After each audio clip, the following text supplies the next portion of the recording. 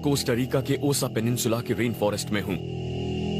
मैं जानता हूँ कि यह इलाका पैसिफिक से घिरा है। अगर मुझे कोई नदी मिल जाए तो मैं उसके साथ साथ समंदर तक पहुंच जाऊंगा और तब मुझे शायद कोई इंसानी बस्ती मिल जाए। जमीन पर मौजूद पेड़ और झाड़ियां ज्यादा घने होते जा रही हैं और उनके बीच से गुजरना मुश्किल हो रहा है।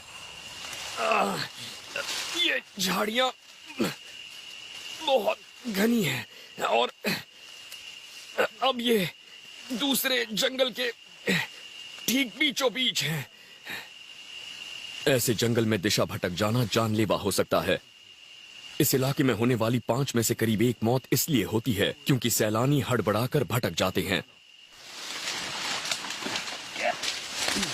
इन झाड़ियों के बीच से निकलना बहुत मुश्किल हो रहा है, पर मेरे लिए ये रास्ता फायदेमंद है क्योंकि ये पहाड़ी से नीचे जा रहा है और दूसरी बात, यहाँ कभी इंसानी बस्ती होती थी, तो हो सकता है कि यहाँ से मुझे बाहर निकलने का कोई रास्ता मिल जाए। 10 साल पहले अधेड़ उम्र की एक अमेरिकी महिला रेन फॉरेस्ट में अकेले ही हाइकिंग के लिए निकली थी। वो रास्ता भूल गई, गिर गई और घायल हो गई। चल फिर ना पाने की वजह से वो वहीं अटक गई। हालांकि उसे ढूंढने वाले दल में 90 लोग थे, पर जब उसे 2 हफ्तों बाद ढूंढ निकाला गया तब तक उसका शव सड़ चुका था। मेरे पास अगर कोई बड़ा छुरा होता तो मैं कुछ ही घंटों में ये सब काट देता, पर मेरे पास फिलहाल बस एक चाकू है, इसीलिए काफी वक्त लग सकता है। मेरे हाथों में घाव होने लगे हैं, देखिए छाले पड़ गए हैं। ऐसे तो बात नहीं बनने वाली है, मुझे कुछ और करना होगा।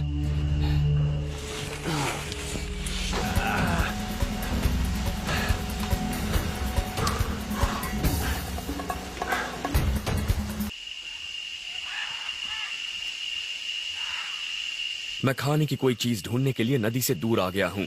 जानवरों का शिकार करने या फंदे लगाने में ऊर्जा बर्बाद करने का कोई फायदा नहीं। यहाँ खाने के लिए बहुत से पौधे हैं, नीचे गिरे फल हैं, जैसे कि ये गार्सिनियास। ये मेरे बहुत काम का है। इसका स्वाद लीची जैसा होता है और इसमें ढेर सारी नेचुरल शुगर होती है।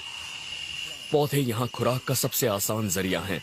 3 साल पहले एक लड़का सिर्फ केले खाकर और नदी का पानी पीकर जिंदा रहा, फिर उसने अपना रास्ता ढूंढ लिया था।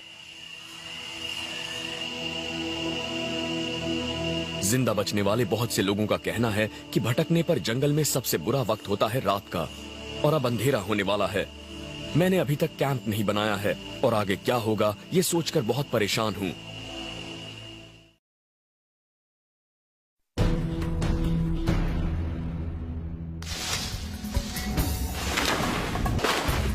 मैं कोस्टा रिका के रेन फॉरेस्ट में हूँ और मुझे बाहर निकलने का रास्ता ढूंढना है।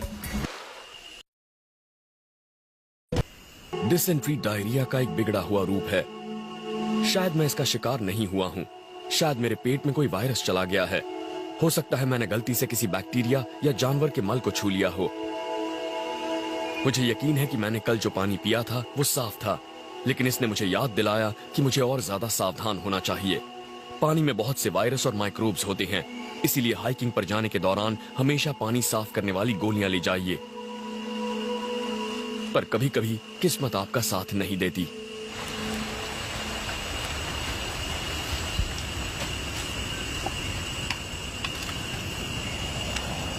मैं इस पानी को कम से कम 5 मिनट उबालूंगा ताकि इसका साफ होना सुनिश्चित हो जाए। डायरिया के दौरान शरीर से पानी और सॉल्ट निकल जाते हैं और अब मेरे सामने हीट स्ट्रोक का भी खतरा है। अगर ये चीजें साथ में हुई तो जानलेवा हो सकती हैं। हीट स्ट्रोक के लिए जरूरी नहीं कि आपको भटके हुए कई दिन हो गए हों। हर साल हाइकर कम पानी पीने की वजह से भी मारे जाते हैं।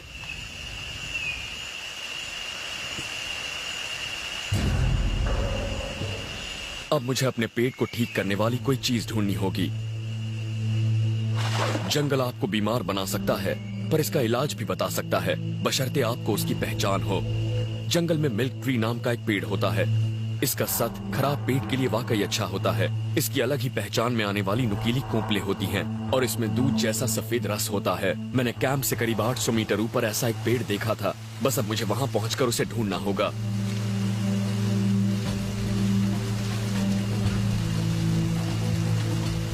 इस तरह से चढ़कर ही मैं जल्द से जल्द ऊपर पहुंच पाऊंगा। शरीर में ताकत नहीं है, पर मैं जंगल में भटकते हुए आधा घंटा बर्बाद नहीं करना चाहता। शुक्र है इस चट्टान पर पकड़ने की कई जगहें हैं। लेकिन एक बार फिर पानी मुझे रोक रहा है।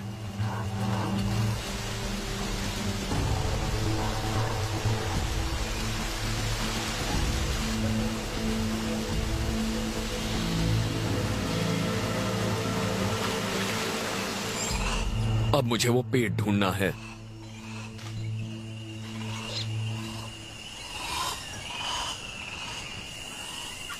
हमारे इस्तेमाल की करीब आधी दवाइयां रेन फॉरेस्ट के पौधों से ही बनाई जाती हैं। पेन किलर आइब्यूप्रोफेन को मंकी लैडर ट्री कहलाने वाली इस बेल से निकाला गया था। बस जाहिर है कि आपको यह पता होना चाहिए आप क्या ढूंढ रहे हैं, और मैं इसे ढूंढ रहा हूं।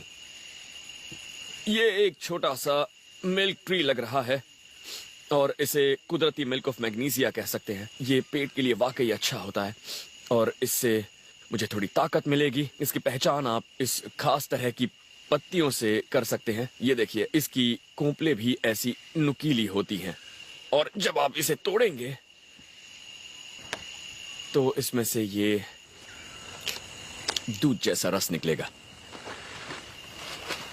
इस छोटे पेड़ के पास ही एक बड़ा मिल्क ट्री भी है जिसकी छाल अलग ही है। ये दिखने में आमी कैमोफ्लेज जैसी लगती है। आमतौर पर आपको ऐसे दुधिया रस वाले पौधों को खाने से बचना चाहिए। ये इसके जहरीले होने की निशानी है, पर मैं जानता हूं कि ये पेड़ जहरीला नहीं है। ये एक तरह का लेटेक्स है और यह आपके पेट को ठीक करता है। कमाल है, इसका स्वाद बहुत ही क्रीमी है। मेरी हालत जल्दी से ठीक होनी चाहिए, वरना आगे जो चुनौतियां आएंगी उनका सामना करना मेरे लिए मुश्किल साबित होगा।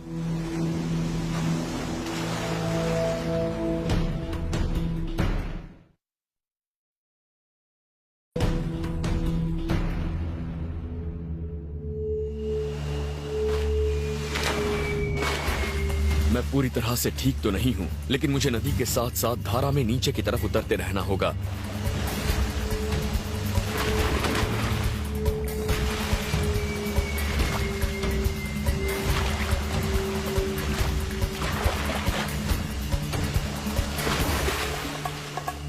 मैं नहीं जानता मैंने कितनी दूरी तय की है, पर लगता है कि मैं आगे बढ़ रहा हूं। लेकिन इससे थकावट भी हो रही है और दूरियां तय करने में काफी लंबा वक्त भी लग रहा है। पेट खराब होने से मुझे कमजोरी महसूस हो रही है और मैंने पिछले 2 दिन से ठीक से कुछ खाया भी नहीं है। मैं जानता हूं कि जंगल में अंधेरा बहुत जल्दी छा जाता है, इसीलिए मुझे कैंप और खाना ढूंढना होगा। मैं ये भी जानता हूं कि आज मैंने ज्यादा फासला तय नहीं किया, इसीलिए मुझे जंगल में एक और रात बितानी होगी।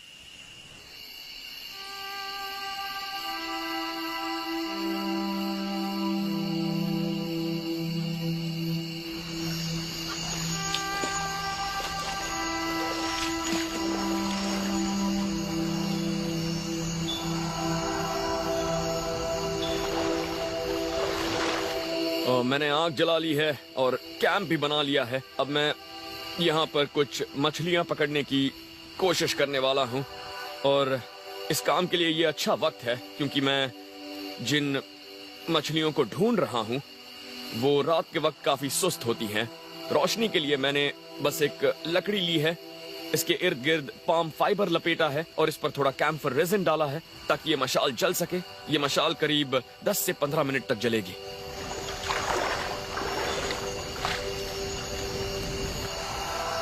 मैंने इस मशाल को पानी के काफी करीब पकड़ा है और श्रिम्प या क्रेफिश ढूंढ रहा हूं। मैंने अपने चाकू को एक लकड़ी पर बेलों से बांध रखा है ताकि अगर कुछ नजर आए तो मैं उस पर वार करूं और फिर उसे पकड़ सकूं।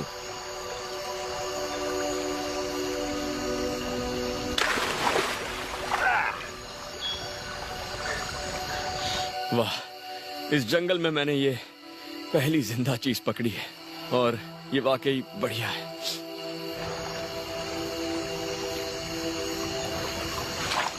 वैसे इन क्रेफिश को बिना चाकू के पकड़ना काफी आसान होता है, बस काश मुझे कोई मछली मिल जाए तो दावत पूरी हो जाएगी।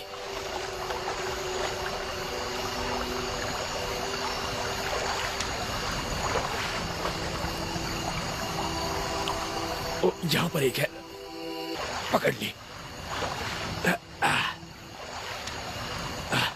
अरे वाह, लगता है बात बन गई।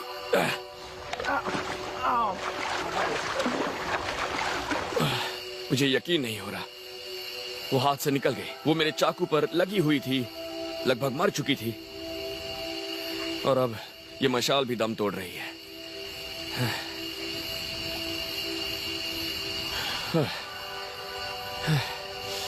अब मेरे पास 4 क्रेफिश हैं और मेरे खाने का इंतजाम तो हो गया, पर आज दावत नहीं होगी।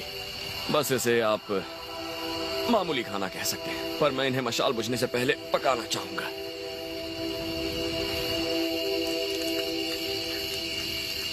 किसी भी तरीके से अपने जोश को बरकरार रखने की कोशिश कीजिए। कभी कभी बस आग जलाकर कुछ अच्छा खाने से ही जोश बढ़ जाता है।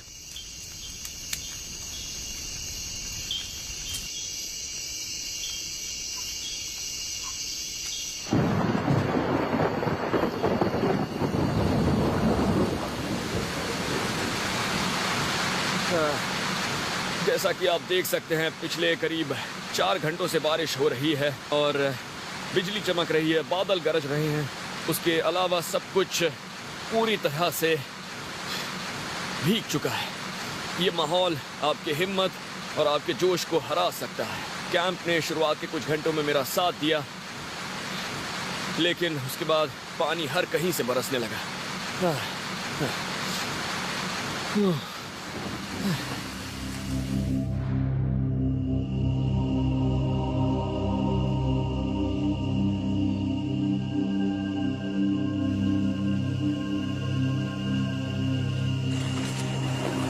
एक रात और जागने के बाद अब इस जंगल से जल्द निकलने का मेरा इरादा मजबूत हो गया है।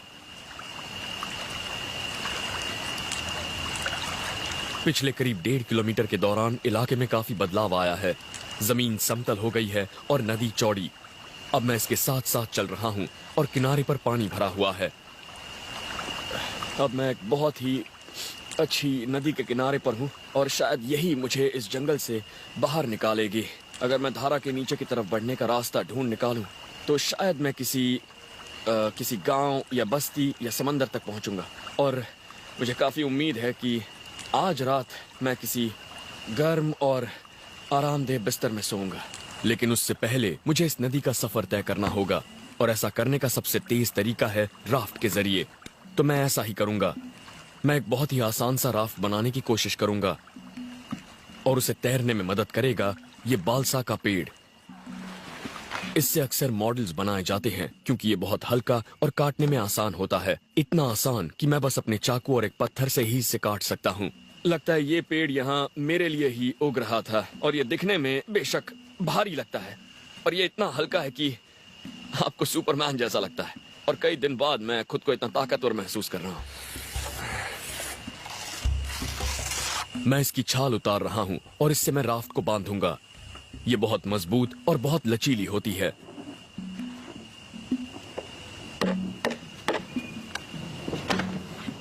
काम खत्म करते करते मैं पसीने से नहा चुका हूं।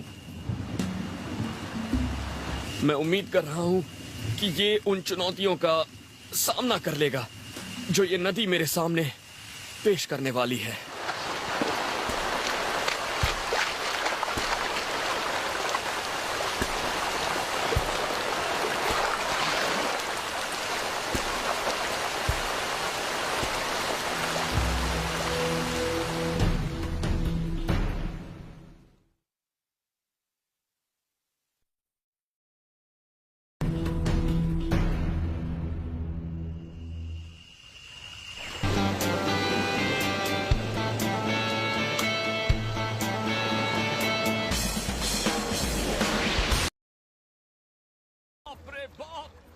देखिए, व्हेल है, व्हेल।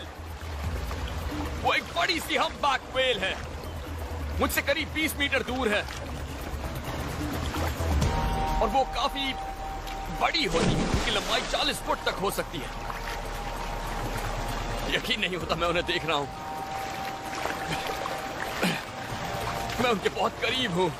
इतने बड़े मैमल्स के साथ समंदर में तैरने का अपना ही मजा होता है, और कितनी खूबसूरत है वो। मजा आ गया।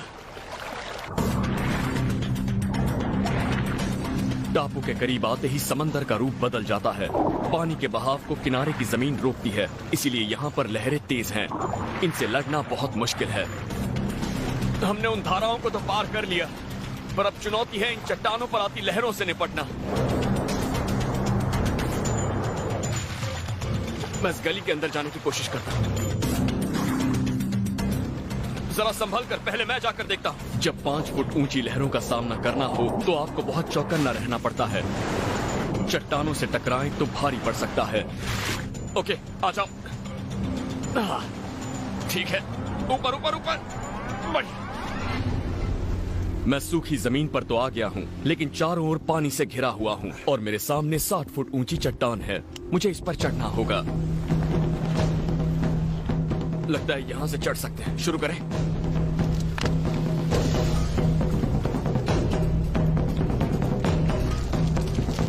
जब 2 टेक्टोनिक प्लेट्स करीब 15 लाख साल पहले टकराई थीं, तब ये टापू बने थे।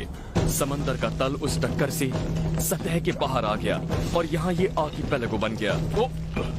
चूने के पत्थरों की इस भुरभुरी चट्टान पर चढ़ना आसान नहीं है, बहुत मुश्किल है। यहाँ भुरभुरे पत्थरों की एक परत सी बन गई है, चिड़ियों की पीठ है और बिल्कुल सूखी धूल भी। मुसीबत है। यहाँ पर कुछ भी ठोस नहीं लग रहा।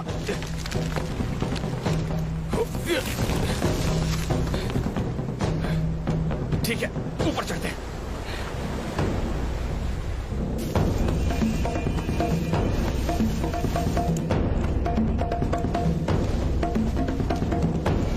मुझे सबसे पहले तो इस टापू को पार करना है।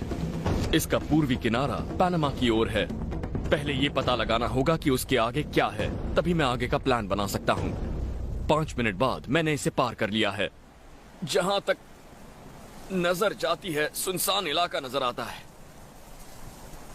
जब सामने इतना, वहां एक जहाज है। चलिए जाकर देखते हैं। संभल के आना। ऐसे इलाकों में जब तक पीने के पानी का कोई स्रोत नहीं मिलता, तब तक आपको खुद ही अपनी जान बचाने के उपाय करने होंगे। मैं इस जहाज के मलबे की मदद से यहां से निकलने की कोशिश करूंगा। यह मलबा इस बात का सबूत है कि यह समंदर कितना खतरनाक हो सकता है। यहां समंदर को हल्के में नहीं लिया जा सकता। अगर मैं वहां ऊपर तक पहुंच जाऊं तो अच्छी तरह से अंदाजा लगा सकता हूं कि आगे मुझे कहां जाना है। सिर्फ 30 फुट की ऊंचाई पर चढ़ने के बाद ही मैं अब दुगनी दूरी तक देख सकता हूं। यहां से नजारा तो खूबसूरत है, लेकिन बुरी खबर है कि मुख्य द्वीप वहां पर है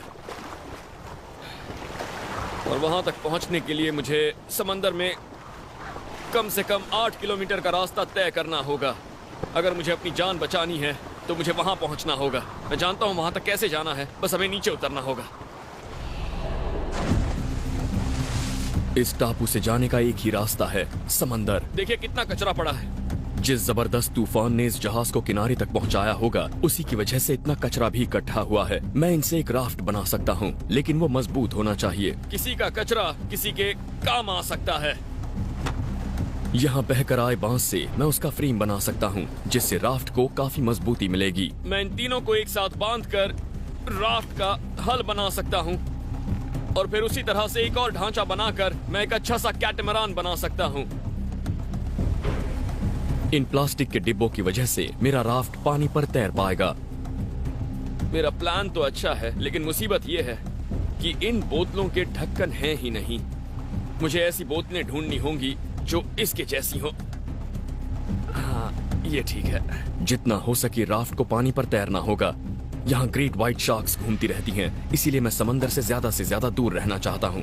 मैं उस जगह पर हूँ जहाँ ज्वार का पानी चढ़ जाता है। मैं चाहता हूँ कि जैसे ही पानी चढ़े मैं यहाँ से निकल जाऊं।